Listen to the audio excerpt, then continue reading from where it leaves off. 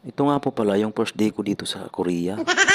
Mahirap man lumayo pero kailangan natin sa kinabukasan ng pamilya natin. Sobrang hirap na kasi ang buhay sa Pilipinas. Yung tipong kakasil mo pa lang, ubos na kaagad. Kaya hindi natin may tatanggi na halos lahat ng Pilipino ay pinipiling mag-ibang bansa na lang. Baba na nga ang sahod, mahal pa ang mga bilihin. Pasensya na po kayo sa boses ko, sige first time ko po mag-BO. Nung time na nga ito, ay inaayos ko po pala yung binigyan nilang bagong kumot, bagong higaan at bagong una.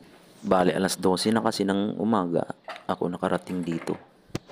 Tapos mag-isa pa ako kasi connecting flight din. Bale, natanggal ko na po pala yung plastic. Tapos ang hirap din pala. Bale, ang isusunod ko naman ngayon na ilalagay ay bedsheet to bedsheet.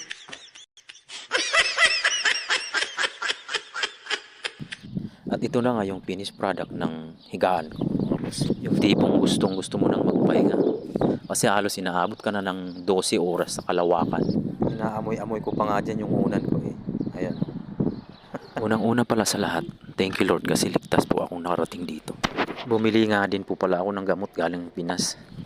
Mas maganda kasi yung may gamot ka na kaagad na dala-dala mo. Tapos ang pinakamalupit na gamot na dinala ko ay ito, yun oh.